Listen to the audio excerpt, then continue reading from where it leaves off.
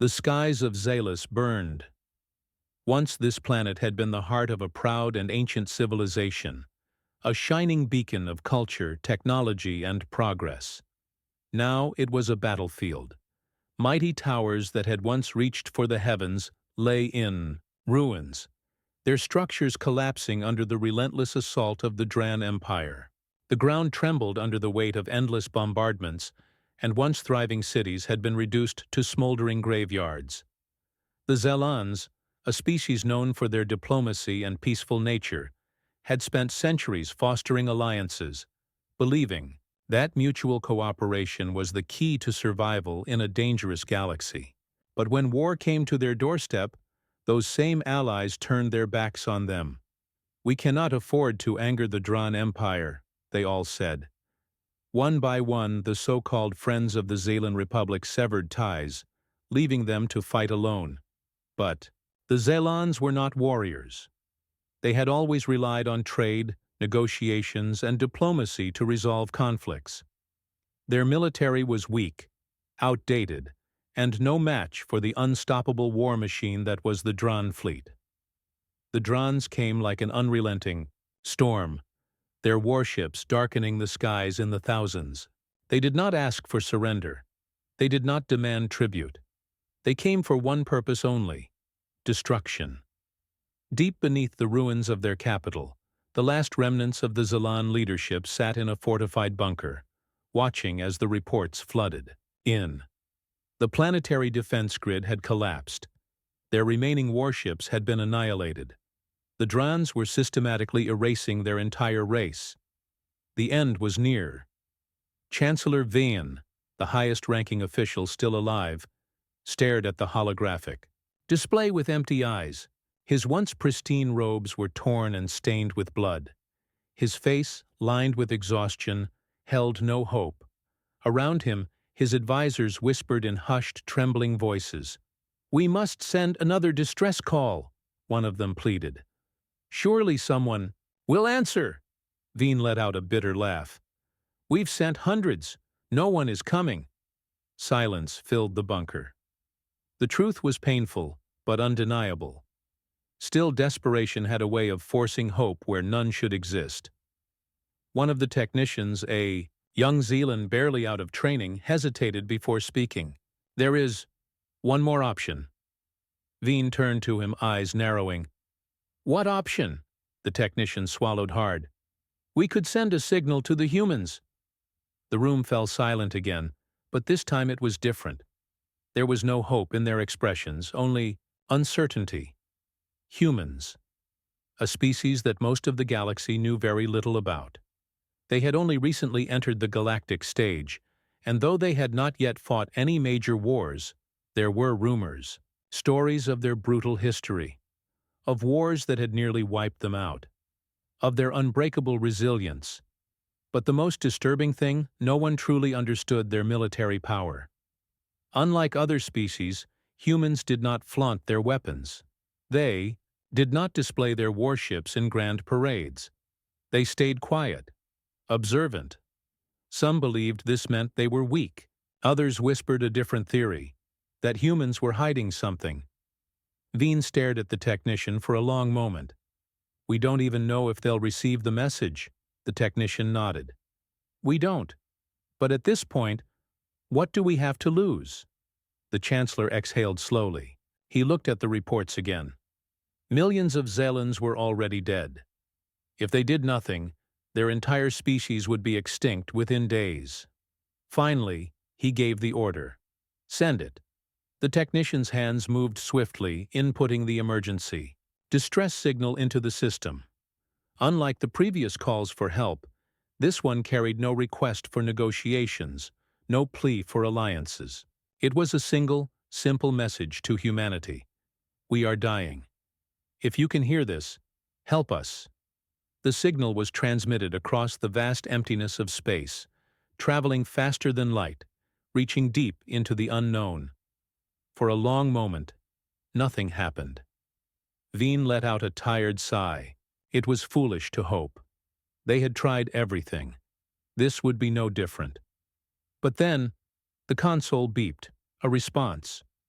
One of the officers gasped, eyes wide with disbelief.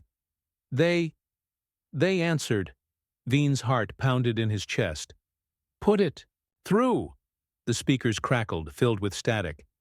Then a voice, cold, calm, controlled. We heard you.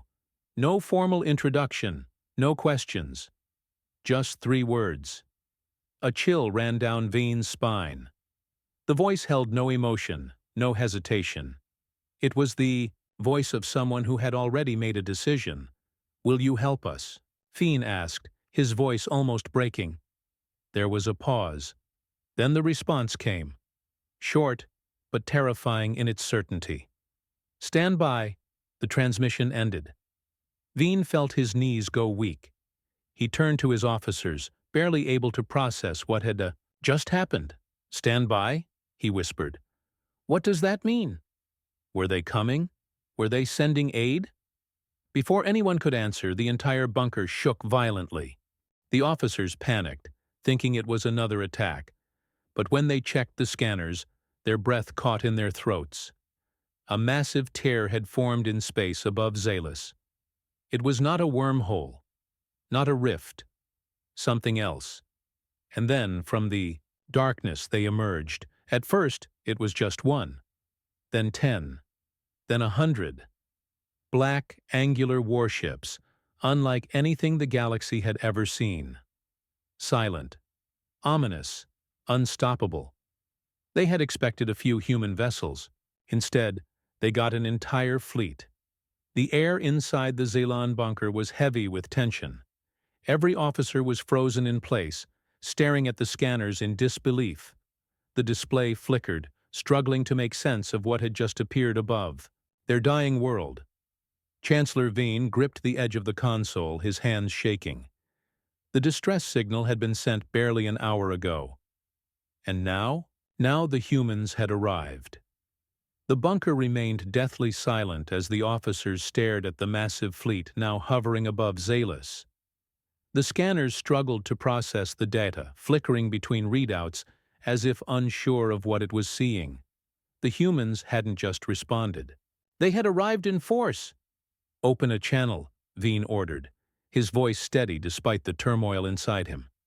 The communications officer hesitated. Are you sure, Chancellor? We don't know what they'll say. Veen's expression darkened. We're about to find out. A moment later, the speakers crackled to life.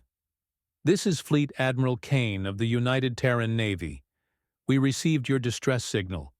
The voice was calm, controlled, and utterly without hesitation. Veen swallowed. Hard. Admiral Kane, this is Chancellor Veen of the Zelan Republic. We didn't think anyone would come. There was a pause on the other end. Then Kane spoke again. You asked for help. We're here. A murmur swept through the room. The words were simple, direct, but there was a weight to them, something absolute.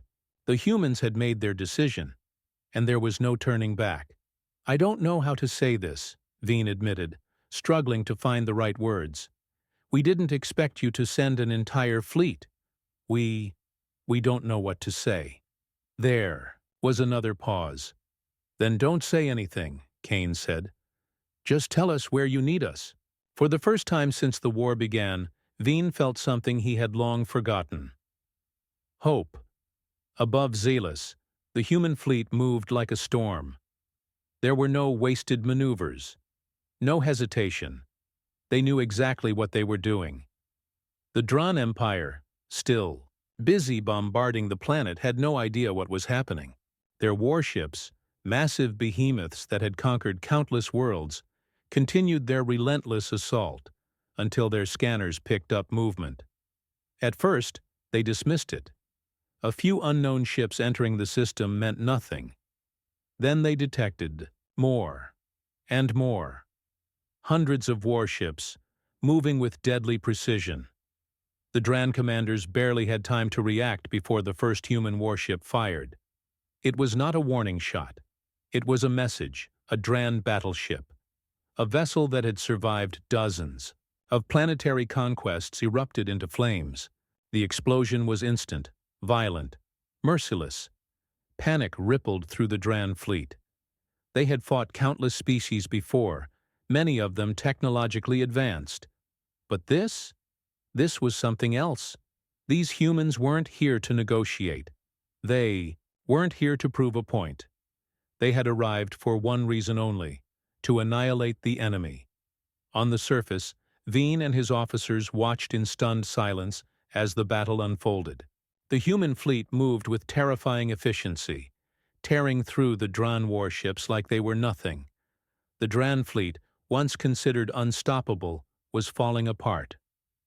One of Veen's officers whispered, I think the Drans are losing." "No," Veen murmured. "They've already lost." Aboard the Dran flagship, chaos erupted. Admiral Zorks, the leader of the invasion force, stared at the tactical display in disbelief. His fleet, his unstoppable armada, was being dismantled piece by piece. They weren't supposed to be like this, he roared, slamming a fist onto his console. "We crushed their colonies. We outnumbered them 10-1. But no amount of shouting could change the reality before him. His fleet was being wiped out. "Sir, we should retreat," one of his officers urged. Zorks's claws dug into the metal railing. "Retreat! We are the Dran Empire. We do not—" The ship shook violently. Sparks flew. Lights flickered. Direct hit to the starboard side. Shields failing. The holo display flickered, showing the cause. The UTS Revenant was coming straight for them, and it was not slowing down. For the first time in his life, Zorks felt fear. He had underestimated the humans, and now he was going to pay the price. The once mighty Dran fleet was no more. What remained of their warships drifted in the void. Burning wrecks, powerless husks, shattered hulls. Some had managed to flee, but even they knew the truth. They hadn't just lost. They had been humiliated, aboard. The UTS Revenant, Admiral Kane, stood in the center of the command deck, watching the final moments of the battle. His officers were already securing surrendering Dran ships and transmitting victory reports back to Earth. But Kane knew one thing. This was just the beginning. "Sir, the Dran flagship has gone silent," an officer reported. "Their weapons are offline. Their engines are dead.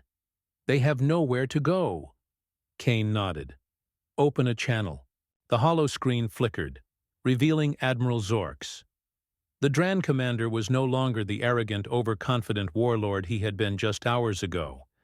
His once pristine uniform was scorched, his scales darkened by smoke and fire. The bridge behind him was in ruins, officers lying unconscious or slumped over their consoles. "You lost," Kane said simply. Zorks's claws dug into his ruined console. "You think this changes anything, human?" he spat. "You think because you won one battle, we will fear you?" Kane's expression remained calm. "I don't care if you fear us," he said. "I care that you understand one thing." He leaned forward. "We are not prey." Zorks's glare faltered. Kane's voice dropped lower. "You assumed we were weak. You assumed we would break. You assumed wrong." The silence stretched. Then Kane spoke his final words. "If the Dran Empire ever comes for us again, we won't stop at just defeating you. We will end you." Zorks's expression twisted in rage. But there was something else in his eyes now. Fear. The transmission cut off. Kane turned to his officers. "Send boarding teams," he ordered. "Secure their flagship. Arrest every last one of them." "Yes, sir." Across the battlefield, human forces moved in. Prisoner transports filled with captured warriors, injured Dran soldiers given medical treatment, something the Drans would never have offered humanity. But humans were different. They weren't just warriors. They were something more. Far away, deep within Dran space, news of the defeat reached the High Command. The warlords of the Empire sat around a vast burning war table, listening in silence. Finally, Supreme Warlord Kavar spoke. Humans, he muttered. The word was filled with contempt and curiosity. One of his advisors, an old battle-scarred strategist, stepped forward. "My lord," he said carefully, "this changes everything." Kavar's claws tightened around the armrest of his throne. Yes, everything had changed. The Dran Empire had never lost a war, until now, and they would never forget it. Aboard the UTS Revenant, Admiral Kane knew exactly what was coming. The battle for Zealous had been a victory, but it wasn't the end. If anything, it had only awakened the beast. Captain Riley stepped beside him. "They'll come," she said. Kane nodded. "They won't just come," he said grimly. "They'll bring everything." He exhaled slowly. "Then we'd better be ready. Because now the real war was about to begin. And this time, humanity wouldn't just fight. They would win. The Dran Empire did not forget. They did not forgive. The humiliation at Zealous spread through the galaxy like wildfire. The mighty conquerors, the race that had never lost a war, had been defeated. Not just beaten, but outmatched, outmaneuvered, and utterly crushed. The Dran did not take humiliation lightly. Deep within the heart of Dran space, Supreme Warlord Kavar stood in his war chamber, his red eyes glowing with fury. The massive holographic table in front of him displayed the wreckage of the once mighty Dran fleet, their shattered warships drifting lifelessly in the void.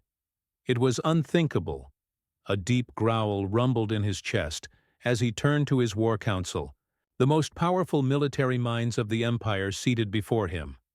"This," Kavar snarled, gesturing at the destruction, "is an insult we cannot allow to stand." Silence. Then one of the older strategists, General Corval, stepped forward. His body was wrapped in medical bandages, his scales still burned from the Battle of Zealous. He had barely escaped alive. "My lord," Corval said carefully, "we underestimated them." Kavar's claws slammed into the table, cracking the stone. "You think I do not know that?" he roared. Corval did not flinch. "Then we must ask why." Kavar's nostrils flared, but he did not interrupt. "We believed humans were weak," Corval continued. "Primitive. They hid their strength. They fought like no species we have ever encountered." He exhaled sharply. "And if we are not careful, my lord, we will lose again." The room fell into stunned silence. Lose? No one in the Dran Empire had ever spoken those words before. Kavar's claws scraped against the stone. Lose. The thought sent a violent rage through his body. The Dran Empire did not lose. They had ruled the galaxy for centuries through fire and war. They had crushed every species that dared stand against them. The very idea that some upstart humans, a race that had barely stepped onto the galactic stage, could challenge them was an abomination. And yet, it had happened. Kavar exhaled slowly, forcing himself to calm. He stared at the holographic map of the galaxy, his mind racing. If humans had defeated a Dran fleet, it meant they were far more dangerous than anyone had realized. They had to be wiped out before they could spread, before they could become a true rival. No more underestimating them. No more games. Kavar's eyes hardened. "We will bring the full might of the Empire to their doorstep." The warlords around him growled in agreement. Kavar's voice was cold, deadly. "We will burn their worlds. We will crush their armies. And we will erase their name from history." Silence. Then General Corval spoke again. His voice was quiet.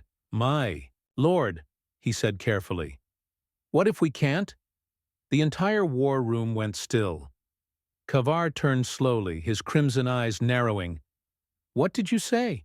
Corval met his gaze. "We must consider the possibility," he said, his voice grim, "that we have made the greatest mistake in our empire's history." Kavar bared his fangs. "Explain." Corval stepped forward. "The humans are not like us. They do not fight for conquest. They do not fight for territory. He exhaled. They fight for survival. And a species that fights for survival fights to the last breath. Kavar's claws curled into fists. And I fear, Corval continued, his voice a whisper, that we may have just awakened a monster. Admiral Kane stood in silence, staring at the war table. The holographic map displayed incoming data from every Terran fleet, every military installation, every intelligence network. Reports were coming in fast. The Dran Empire wasn't waiting. They were mobilizing everything. "This is it," Captain Riley said beside him. "We poked the bear." Kane nodded, his jaw clenched. "No," he corrected. "We set the whole damn forest on fire." The Dran weren't just sending another fleet. They were bringing their entire war machine. The United Terran Navy had won at Zealous because they had prepared, because they had fought with intelligence and precision. But the next battle? It wouldn't be a battle. It would be a war. Kane turned to his officers, his expression hard. "They're coming," he said. "And they won't stop until one of us is dead." A grim silence settled over the command center. Then Kane exhaled. Slowly, "Then we give them a war they'll never forget." It started as a shadow. The Dran invasion fleet entered the Sol system like a massive, unstoppable storm. Thousands of warships, each armed with weapons capable of reducing entire planets to ash, spread across the system like a swarm of locusts. At the center of the fleet was the Doomfang, the largest dreadnought ever built. At its helm stood supreme Warlord Kavar, his crimson eyes burning with vengeance. "This is the end of humanity," he snarled. "Wipe them from existence." The Dran fleet surged forward, but on the other side of the battlefield, humanity was waiting. Admiral Kane stood on the bridge of the UTS Revenant, staring at the onslaught heading straight for Earth. Every warning, light flashed red. Every system blared the incoming attack. It was overwhelming. But Kane felt no fear. Because they were ready. "Enemy fleet is charging weapons, sir," a lieutenant called out. Kane nodded. "Let them." The Dran expected a direct confrontation. They expected humanity to run or fight like prey. They were wrong because humanity never fought fair. Kane turned to Captain Riley. "Is the package ready?" She gave a grim nod. "Ready to deploy." Kane exhaled. "Then let's show them what happens when you back humanity into a corner." The UTS Revenant suddenly lurched forward, heading straight for the Doomfang. Kavar snarled. "Fools! They are throwing themselves into the fire." But then, something went wrong. Dran ships began shutting down. Weapons failed. Shields collapsed. Engines stalled. Across the battlefield, Dran warships went dark. Kavar froze. What is happening?" General Corval's eyes widened in horror. "They hacked us." Kavar's blood ran cold. They hadn't just been outfought. They had been outthought. Kane's voice echoed across the battlefield, his tone calm. "Fire." A storm of human weapons engulfed the helpless Dran fleet. One by one, their unstoppable warships were torn apart. Even the Doomfang, the pride of the Empire, was ripped in half, its wreckage scattering across space. Kavar watched his fleet burn, his entire war machine shattered, his empire doomed. For the first time in his life, he felt fear. Kane's voice came over the channel, cold and unwavering. "You should have left us alone." The Doomfang detonated. The war was over. The Dran Empire, the most feared force in the galaxy, had been defeated, and the galaxy finally understood the truth. Humanity wasn't just another species. They weren't just warriors. They were something far worse. They were survivors, and no one would ever underestimate them again.